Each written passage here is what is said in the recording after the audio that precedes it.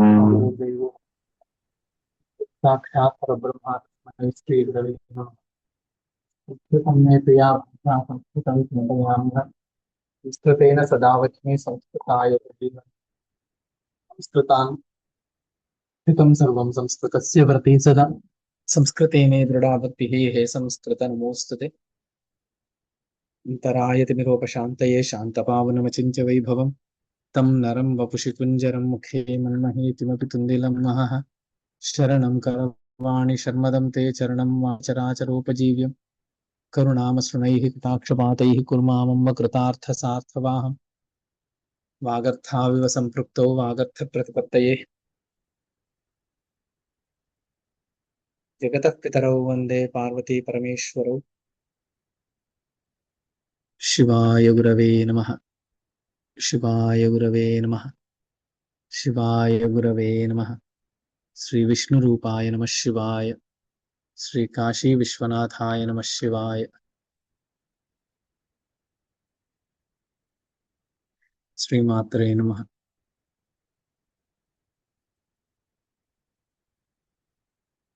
నేను సుమారుగా 42 శ్లోకం దాకా చూసినట్టున్నాము. అవును గురుగారు 43 చెప్పుకోవాలి. 3608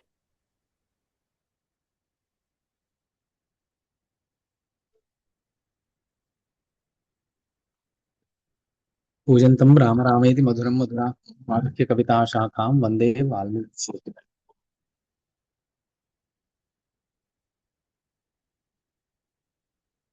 తత్సమస్త సుఖాసార సీమాంతం సాధవో విదుః తదనుత్తమ నిష్పందనం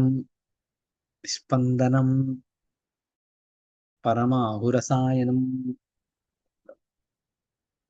తత్సమస్త సుఖాసార సీమాంతం సాధవో విదుః తదుత్తమ నిష్పందం పరమాహురసాయనం.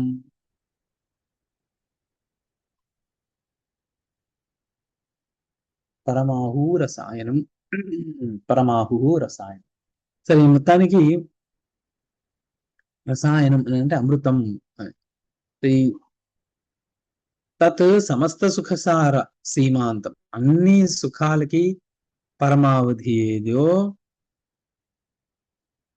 సాధవో విదుః తద్ అనుత్తమం నిష్పందం, దానికి పోలినది ఇంకొకటి లేదు. అనుత్తమం, దానికంటే ఉత్తమమైనది ఇంకొకటి లేదు.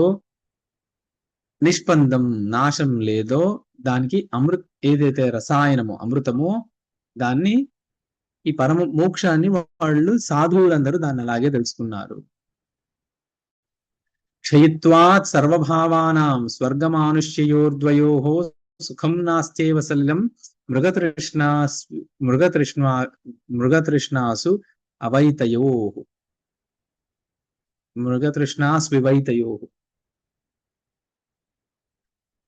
మృగతృష్ణాసు ఇవ ఏతయోః.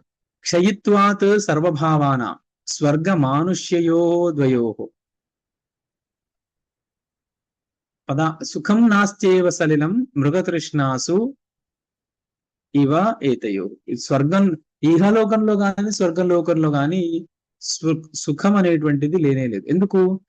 క్షయిత్వాత్, ఇవి నాశాన్ని పొందేవి కాబట్టి. సుఖం నాస్త్యేవ సలిలం మృగతృష్ణాసు, ఇప్పుడు మృగతృష్ణలో నీళ్లు ఎలాగైతే ఉండదో ఈ రెండు లోకాల్లో మర్త్యలోకంలోను స్వర్గలోకంలోను సుఖం అనేటువంటిది లేనే లేదు. అతో మనోజయశ్చింత్యః శమ సంతోష సాధనః ఆప్యతే.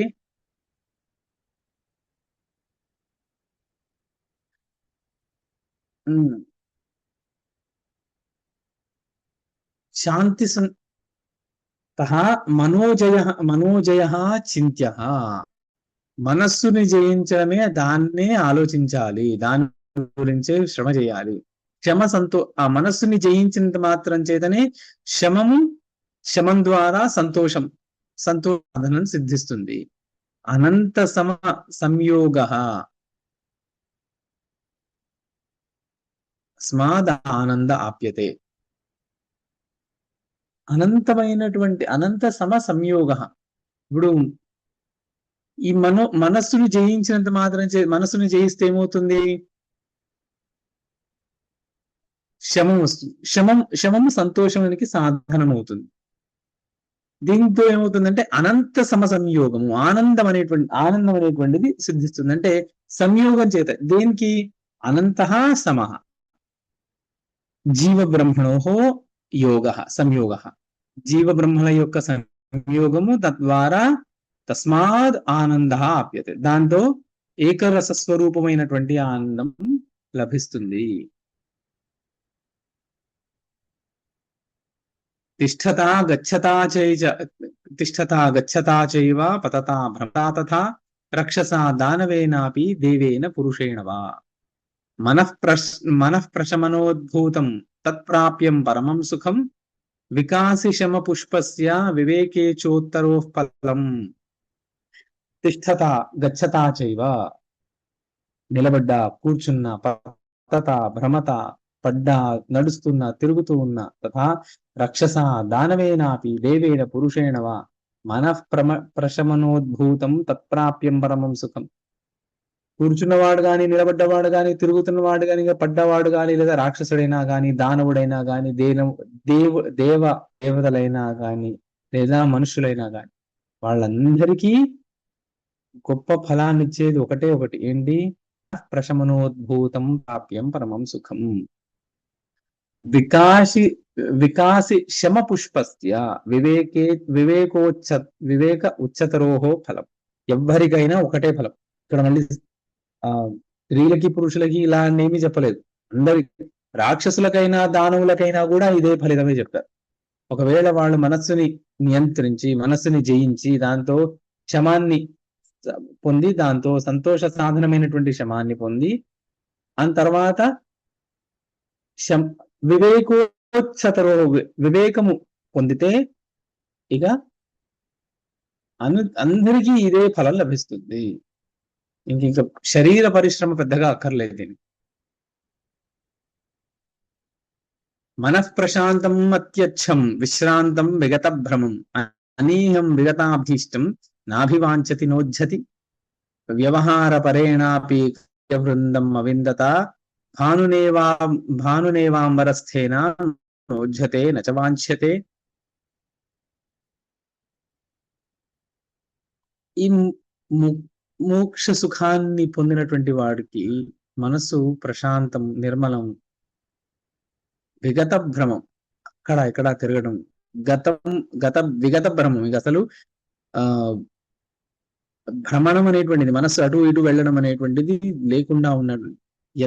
అనీహం విగతాభీష్టం, ఏ అభిష్టాలు లేకుండా, నాభివాంఛతి నోజ్జతి, దేన్ని కోరుకోడు, దేన్ని తిరస్కరించాడు.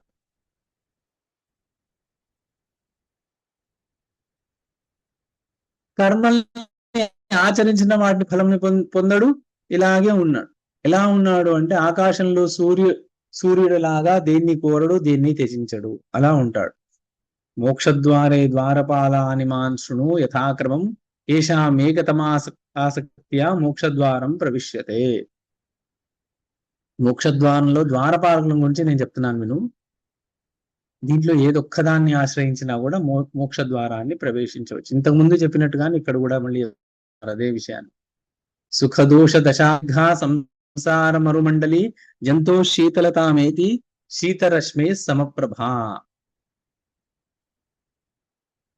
ఈ మోక్షద్వారానికి ఉన్నటువంటి ద్వారపాలకులు, వాళ్ళు నలుగురు ఎవరైతే ఉన్నారో, నలుగురు ఎవరైనా ఒక్కరిని ఆశ్రయించిన, అంటే ఈ నాలుగిట్లలో ఏదైనా ఒక్క గుణాన్ని పెంచుకున్నా తద్వారా మోక్షం సులభం అవుతుంది. వివేక చూడమని ఇత్యాది గ్రంథాలు కూడా ఇదే చెప్పారు. సుఖదోష దశాదీర్ఘ సంసార మరుమండలితో శీతలతామేతి శీతరశ్మే సమప్రభా శమేనాసాధ్యతే శ్రేయ శమో హి పరమం పదం శమశివ శమశాంతి శమో భ్రాంతి నివారణం. ఇవున్నాయి అంటే శమం మొదటి శమము వల్ల, శమము అంటే ఇంద్రియ నిగ్రహం, దానివల్ల ఇంద్రియ నిగ్రహం, తద్వారా మనస్సును చేయిస్తే ఇంద్రియ నిగ్రహం చేయొచ్చు. ఇంద్రియాన్ని అదుపులో పెట్టుకుంటే మనసు కూడా కంట్రోల్లో ఉంటుంది. ఇవి రెండు పరస్పరం. శమం దానివల్ల ఏమొస్తుంది? శ్రమేణ ఆసాధ్యతే శ్రేయ. శమం వల్ల శ్రేయస్సు వస్తుంది. శమో హి పరమం పదం. ఆ శమమే ముక్తి, శమమే శుభం.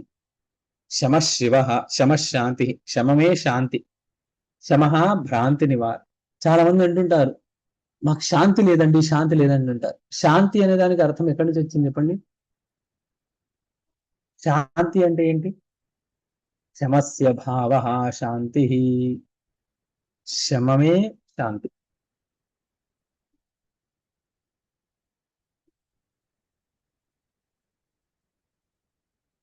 శమమే శాంతి. శం భజస్య భావ భక్తి. శమస్య భావ శాంతి. శమం ఆ ఇంద్రియ నిగ్రహాన్ని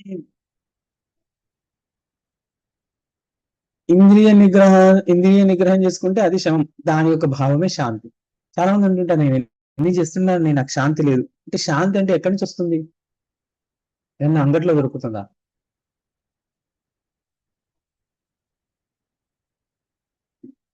ఇప్పుడు ఈ మధ్య ఎవరు ఆ శాంతి గురించి ఎవరు మాట్లాడట్లేదు. చాలా మంది వచ్చిన వాళ్ళందరూ ఇప్పుడు ఏమనుకుంటున్నారంటే, చాలా మంది యుఎస్ వీసా ఒకటి వచ్చేస్తే అదే శాంతి అనుకుంటున్నారు ఈ మధ్య. అంటే చాలా మంది అడిగే వాళ్ళు ఎవరైనా మామూలుగా ఎప్పుడైనా అడుగుతారు కదా, మా పిల్లవాడికి యుఎస్ వీసా ఎప్పుడు వస్తుందండి, గ్రీన్ కార్డ్ ఎప్పుడు వస్తుంది, సిటిజన్షిప్ ఎప్పుడు వస్తుంది,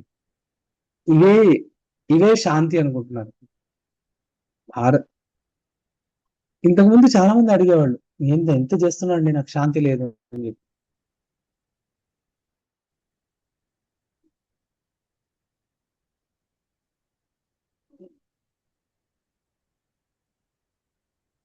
కాబట్టి ఈ ఇంద్రియ నిగ్రహమే దాని నుంచే అన్ని వస్తాయని చెప్పేసి. పుంసః ప్రశమతృప్తస్య శీతలాచ్ఛతరాత్మనః శమభూషిత చిత్తస్య శత్రురప్యేది మిత్రతాం. ఒకవేళ ఇంద్రియ నిగ్రహం గలవాడైతే తృప్తుడు, వాడు శాంతుడు, నిర్మలుడు అవుతాడు. శత్రువుల్ని కూడా జయించగలుగుతాడు, శత్రువుల్ని కూడా మిత్రులుగా చేసుకోగలుగుతాడు. శమచంద్రమసాయేషాం ఆశయ సమలంకృత క్షీరోదానాం వివోదేతి తేషాం పరమశుద్ధత.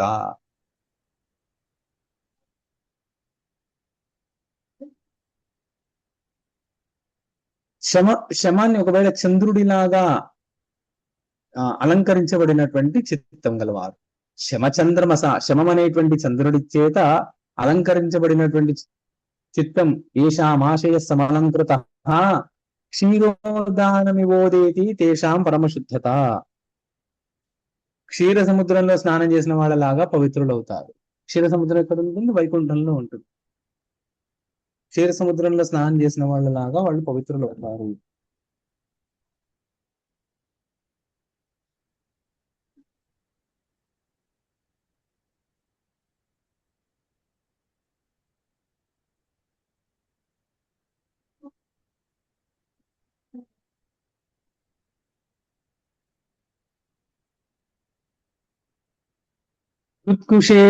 హృత్కుశేషయకోశేషు ఏషాం శమకుశేషయం సతాం వికసితం తేహి ద్విహృత్ పద్మాః హరే. హృత్ కుశేయకోశేషు శమకుశేషమం.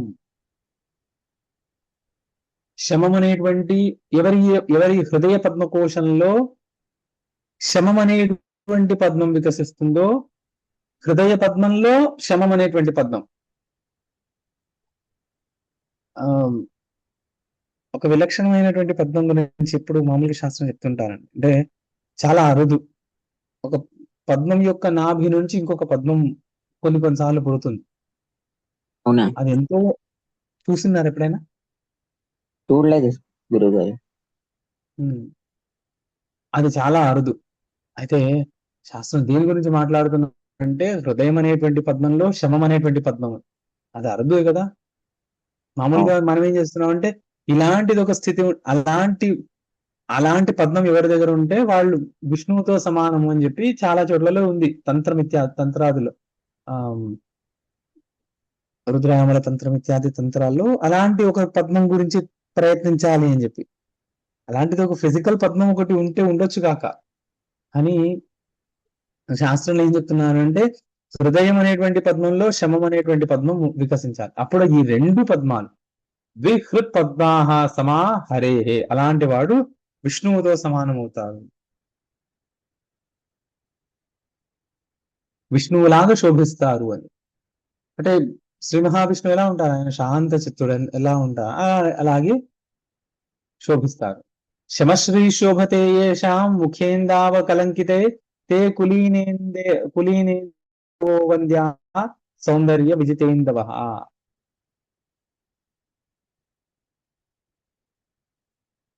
ఎవరి కలంకం లేనటువంటి చంద్రుడి లాంటి ముఖం ఉందో అదే ముఖమే చంద్రుడు, ముఖచంద్రుడిలో శమ సంపద భాసిస్తుందో వాళ్ళనే కులశేఖరులు అనాలి, వాళ్లే వంద్యులు. వాళ్ళ సౌందర్యము చంద్రుణ్ణి కూడా మించి ఉంటుంది. త్రైలోక్యోదరవర్తిన్యో నానందాయ తథాశ్రయ సామ్రాజ్య సంపత్ ప్రతిమా యథా శమ విభూతయ. త్రైలోక్యోదరవర్తిన్య నానందాయ తథాశ్రయ సామ్రాజ్య సంపత్ ప్రతిమా యథా శమ విభూతయ. రాజ్య సంపత్తులతో సమానమైనటువంటిది ఈ శమ ఐశ్వర్యం. అది ఇచ్చేటువంటి ఆనందము మూడు లోకాల్లో సంపదలు కూడా ఇవ్వలేవు. యాని దుఃఖాని తృష్ణ దుస్సహ ఏ దురాధయ తత్సర్వం శాంతచేతస్సు తమోర్కేషు నశ్యతి.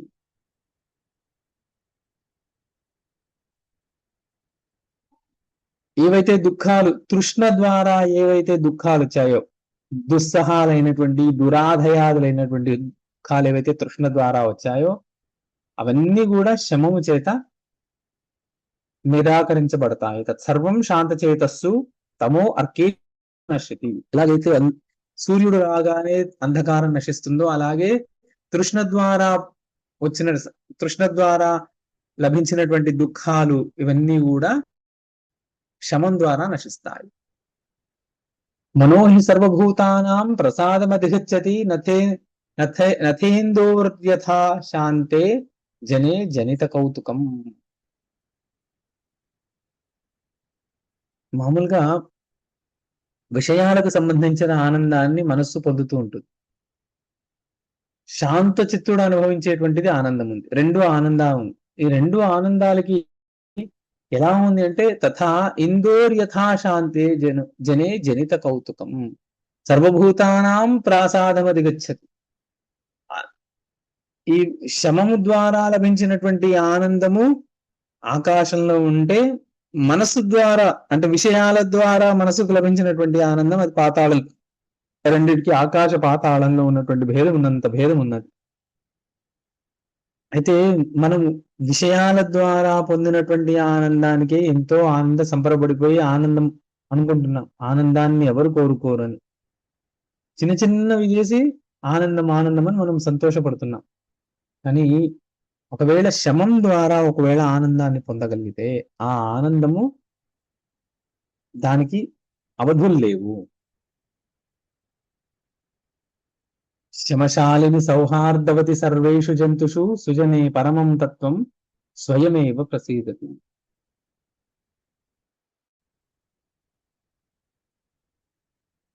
ఒకవేళ శమంతో ఉన్నటువంటి వాడు అన్ని జీవుల పట్ల స్నేహబుద్ధి గలవాడు, అలాంటి వాడు సౌహార్దవతి సర్వేషు జంతుషు అలాంటి వాడిని సుజన అన్నారు. పరమం తత్వం స్వయమేవ ప్రసీదతి. వాడిలో ఆ పరమతత్వము దానంతటదే ప్రతిఫలిస్తుంది, స్వయమేవ ప్రసీదతి. మాతరీవ వరమ్యాంతి విషమాణి మృదూని చ విశ్వాసమిహ భూతాని సర్వాణి శమశాలిని.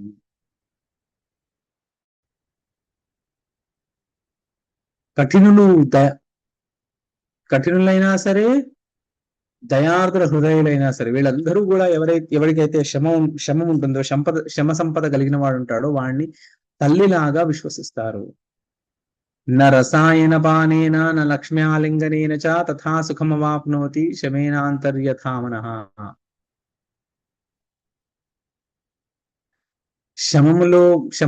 శమం వల్ల లభించినటువంటి సుఖము ఇంద్ర పదవీలు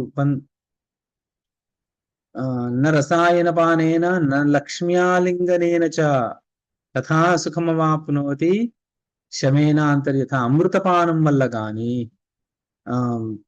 శ్రీ మహాలక్ష్మి యొక్క సహచర్యం కానీ కూడా ఈ శమంతో సంపాదించినటువంటి, శమం వల్ల వచ్చినటువంటి సుఖం ముందు ఆ సుఖాలు కూడా నిర్వీర్యములే.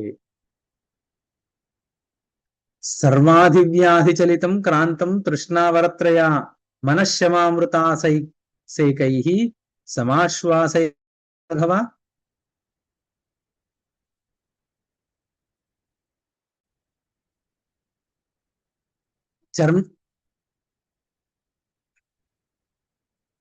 తృష్ణ అనేటువంటి పాశంతో లాగబడినటువంటి మనస్సు శాంతి అనేటువంటి అమృత సేచనం ద్వారా అది కుదుట పడుతుంది. కాబట్టి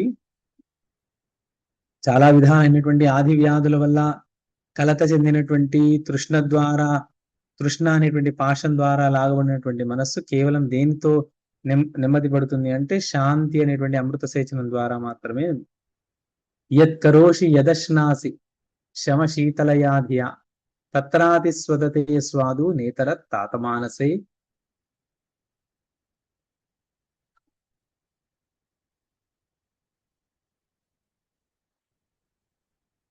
శమం వల్ల చల్లబడినటువంటి బుద్ధి, దానితో ఆచరించేది, గ్రహించేది అన్ని కూడా చాలా మధురంగా ఉంటాయి. ఇంకా ఎలాంటి స్థితిలో అవస్థలో ఉన్నటువంటి మనస్సుతో చేసినవైనా కూడా అవి అంత ఆనందాన్ని. అందుకోసమని శమం కొరకు ఏం చేస్తున్నాము అంటే మనం ప్రతి కార్యంలో ఆచమనాదులన్నీ చేస్తున్నాం. ఆచమనం ద్వారా ఏమవుతుంది అంటే శమం, ఇంద్రాది దేవతలు ఋగ్వేదం యజుర్వేదం ప్రీణాతి, గంగాది సర్వతీర్థాన్ని ప్రీణాతి అని చెప్పి ఆచమనం విధిగా ఆచరిస్తే అందరూ దేవతలు ప్రీతి చెందాలంటే, అందరూ దేవతలు ప్రీతి చెందడము అంటే అన్ని ఇంద్రియాలు అదుపులోకి వచ్చి మనసులో స్థిరమై ఉంటాయి. ఇంకా శమం వస్తుంది. ఆచమనం కరెక్ట్ గా చేస్తే శమం సిద్ధిస్తుంది.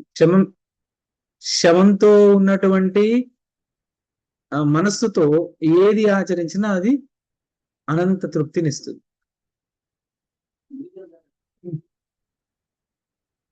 క్షమామృతరసాచ్ఛన్నం మనోయామేతి నిర్వృతం ఛిన్నాస్యపితయాంగాని మన్యే రోహంతి రాఘవ.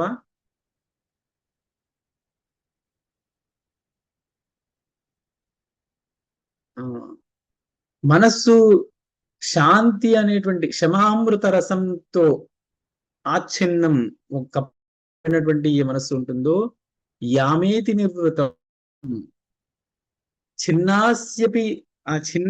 చిన్నాన్యపితయాంగాని మన్యే రోహంతి రాఘవ.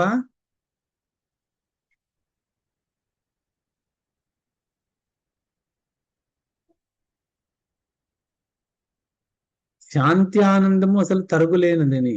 అంటే అంశాలన్నీ కూడా ఒకవేళ ఒక్కసారి శమంతో కూడినటువంటి అమృత రసం ఏ మనస్సు మీద అయితే కప్పబడి ఉంటుందో, ఏ మనస్సునైతే కప్పేస్తుందో, ఒకవేళ కారణాంతరాల చేత ఒకవేళ ఎప్పుడైనా ఆ ప్రభావం తగ్గిపోయినట్టుగా అనిపించినా కూడా మళ్ళీ వెంటనే పుంజుకొని అదే స్థాయికి వెళ్ళిపోతుంది. న పిశాచ న రక్షాంసి న దైత్య నచ శత్రవః నచ వ్యాఘ్రభుజంగావా ద్విషంతి శమశాలినం. శమశాలి అయినటువంటి పురుషుడిని పిశాచాలు గాని, రాక్షసులు గాని, దైత్యులు గాని, శత్రువులు గాని, పాములు గాని, పులులు కూడా ద్వేషించవు. ఎవరినైనా ద్వేషించే వాళ్ళు ఎక్కువ మంది ఉన్నారంటే వాడికి ఇంకా క్షమం అలవాడలేదు అని అర్థం. సుసన్నద్ధ ఈ రోజుల్లో అలా లేదులేండి. ఈ రోజుల్లో వినాకారణం చేత కూడా ద్వేషించే వాళ్ళు చాలా మంది ఉన్నారు. నేను అనుకున్నది నువ్వు ఇవ్వలేదు కాబట్టి నువ్వు నాకు ద్వేషుడి. అవతలి వాడు ఎంత పండితుడు ఇవన్నీ ఏమీ ఆలోచించరు. నేను ఒక విషయం అనుకున్నాను, అది శాస్త్ర విరుద్ధమా శాస్త్రబద్ధమా అవన్నీ అవసరం లేదు. నేను అనుకున్నది నువ్వు ఒప్పుకోలేదు. వేరే విషయాల్లో ఇది ఉండదండి. ఎక్కడ వస్తుంది ఇది అంటే కేవలం కొన్ని విషయాలను మాత్రమే ఇదంతా కూడా. అంటే ధర్మానికి సంబంధించిన విషయంలో ద్వేషులు చాలా అవుతారు. అని నేను అనుకున్నది నువ్వు చెప్పలేదు అంటే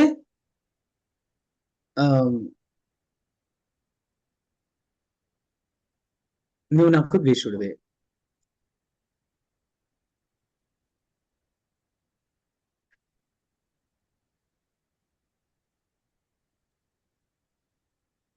సుసన్నద్ధ సమస్తాంగం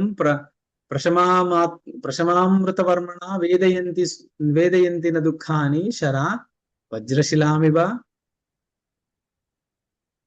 బాణము వజ్రాన్ని ఎలాగైతే ఛేదించలేదో అలాగే శాంతి అమృతం ప్రశమామృతవర్మణ శాంతి అమృతముతో, శాంతి అనేటువంటి అమృతాన్ని కవచంగా ధరించినటువంటి ఎవరైతే ఉన్నారో వాడిని దుఃఖాలు పీడించలేవు. నతథా శోభతే రాజా అవంత్య పురస్థిత సమయా స్వచ్ఛయా బుద్ధ్యా యథోపశమశీలయా.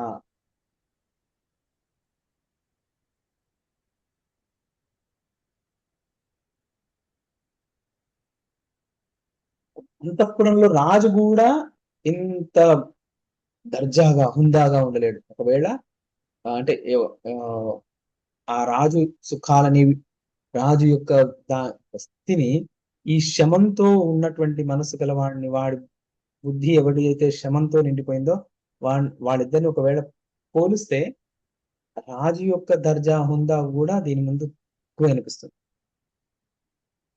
ప్రాణాత్ ప్రియతరం దృష్ట్వా తుష్టివేతి నవైజన యామాయాతి జనశాంతిం అవలోక్య శమాశయం.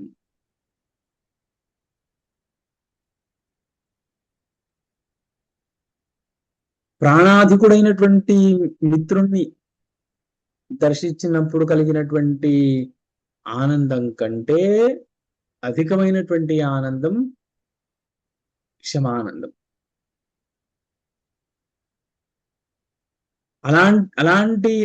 అలాంటి శమంతో ఉన్నటువంటి వాడిని చూసి జనులు కూడా అలాంటి ఆనందాన్ని పొందుతారు. అతనికి ఉన్నదే ఆనందం కాదు, అతను చూసిన వాళ్ళు కూడా అంతటి ఆనందాన్ని పొందుతారు. సమయా శమశాలిన్యా వృత్యాయ సాధు వర్తతే అభినందితయా లోకే జీవతీహ సనేతరః.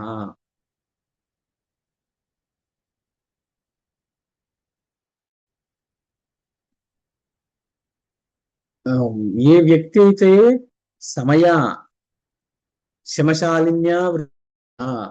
శమశాలిని అయినటువంటి వృత్తితో ఎవరైతే ప్రవర్తిస్తాడో అభినందితయా లోకే జీవతీహ సనేతరః, అతన్ని అభినందించినట్టుగా ఈ లోకం ఇంకెవరిని అభినందించలేదు. ఇంకెవ్వరూ కూడా అతని సాధనకి సరితూగలేదు. అనుద్ధతమనాః శాంతః సాధుః కర్మ కరోతి యత్ తత్సర్వం అభినందతి తస్యేమా భూతజాతయః. గర్వం లేనటువంటి వాడు, శాంతుడైనటువంటి వాడు ఆచరించేటువంటి కర్మలన్నిటినీ జీవులు పొగుడుతూనే ఉంటారు. శ్రుత్వా స్పృష్ట్వా చ దృష్ట్వా చ భుక్త్వా స్నాత్వా శుభం న హృష్యతి గ్లాయతి యః స శాంత ఇతి కథ్యతే.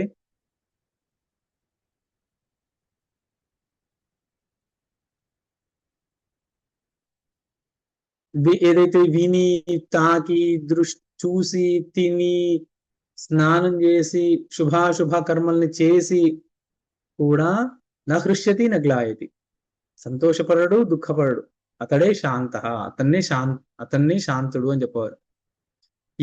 సర్వభూతేషు భావికాంక్షతి నోజ్జతి జిత్వేంద్రియాణి యత్నేన స శాంత ఇది కథ్యతే. శాంతుడంటే ఇంకో సర్వభూతేషు, సర్వభూతాలయందు సమభావాన్ని పెట్టుకుని భావికాంక్ష భావికాంక్షతి నోజ్జతి, దాన్ని దేన్ని కోరుకోడు, దేన్ని వదిలేడు. చిత్వా ఇంద్రియాణి, ఇంద్రియాలన్నిటినీ జయించి ప్రయత్నం చేత జయించినటువంటి వాడినే శాంతుడు అనాలి. స్పృష్ట్వా అవదాతయా బుద్ధ్యా యథైవాంతస్తథా తథా బహిః దృశ్యంతే యత్ర కార్యాణి స శాంతః ఇతి కథ్యతే.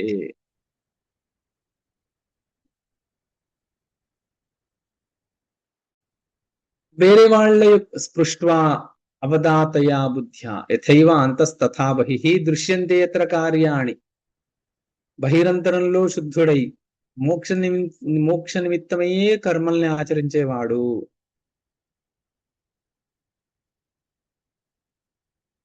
అవదాతయా బుద్ధ్యా, వేరే వాళ్ళ కుటిలత్వాదులన్నీ కూడా తెలిసి కూడా సహజంగా ఉండేవాడు శాంతుడు అని చెప్తారు. స్థితోపి న స్థిత ఇవ సహృష్యతి న కుప్యతి యస్ సుషుప్త సమస్వస్థః స శాంతః ఇతి కథ్యతే.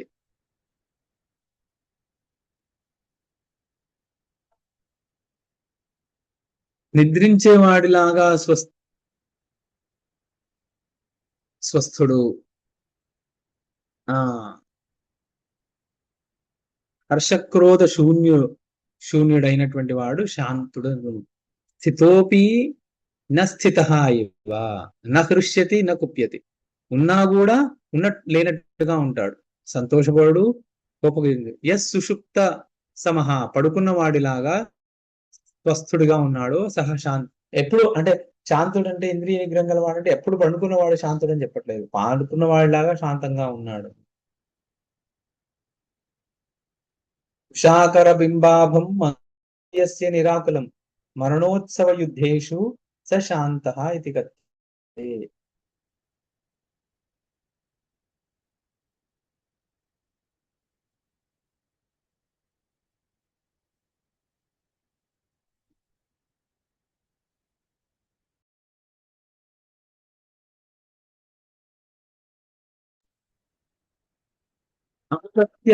అమృతస్యంద సుభగాః యస్య సర్వజ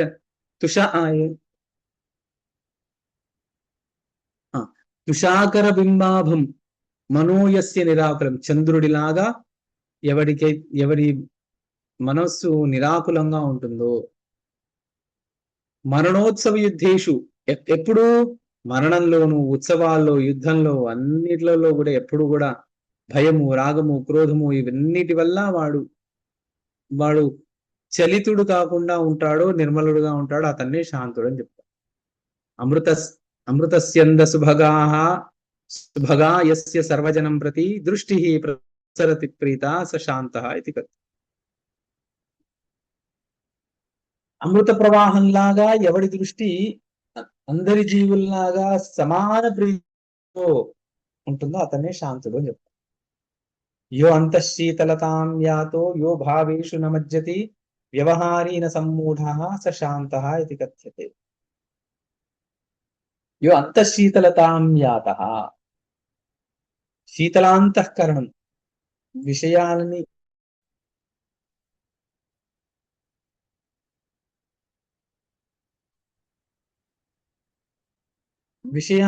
విషయాల్ని పొందినా కూడా వాటి యందు సంసర్గ బుద్ధి లేనటువంటి వాడిని శాంతుడు అని చెప్పాలి. ఆప్యావత్సు దురంతాసు కల్పాంతేషు మహత్స్వపి తుచ్ఛేహం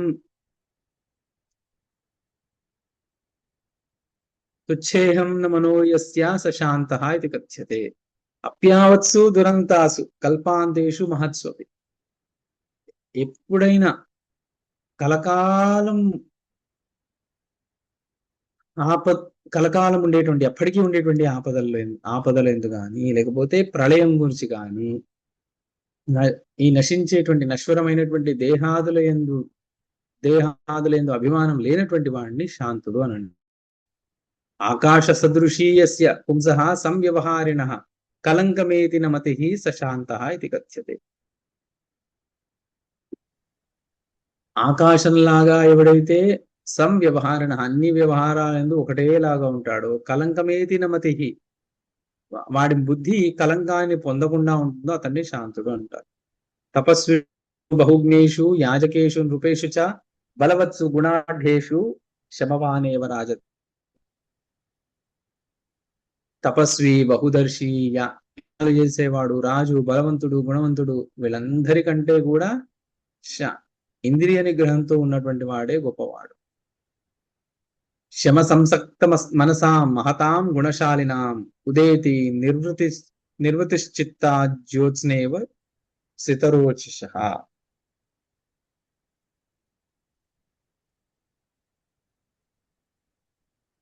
చంద్రుడి నుండి ఎలాగైతే వెన్నెల వస్తూ ఉంటుందో అలాగే శమంతో ఉన్నటువంటి వాడి నుండి, గుణవంతుడైనటువంటి వాడి నుండి, ఆ గొప్ప వ్యక్తి నుండి పరమానందం ఎప్పటికీ కూడా కలుగుతూనే ఉంటుంది. శీవంతో గుణపూగానాం పౌరుషైకాంత భూషణం సంకటేషు భయస్థానే శమ శ్రీమాన్ విరాజతే.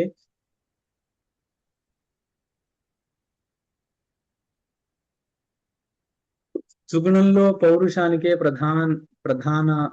ప్రధానాంకారమైనటువంటి శాంతి. సంకటంలో భయస్థానంలో కూడా అప్పుడు కూడా శాంతంగానే ఉంటాడు. ఆ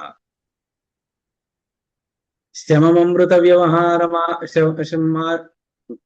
శమమృతం ఆహార్యమార్యగుప్తం పరమవలంబ్య పరంపదం ప్రయాతాః రఘుతనయ యథా మహానుభావాః క్రమమనుపాలయ సిద్ధయే తమేవా. ఈ శమామృతాన్ని ఎవ్వరూ హరింపజాలరు.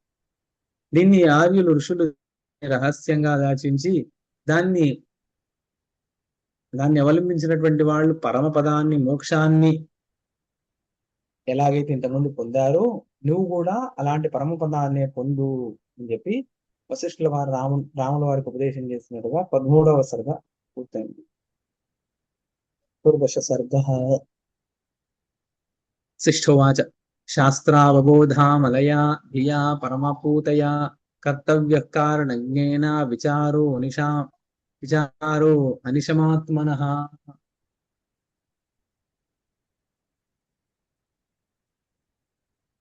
శాస్త్రజ్ఞానాన్ని అనుసరించి నిర్మలమైనటువంటి పవిత్ర బుద్ధితో, అమలయాధియా నిర్మలమైనటువంటి బుద్ధితో కర్తవ్య కారణజ్ఞేన విచార నిశమాత్మన ఆత్మ విచారాన్ని చేస్తూ ఉండాలి.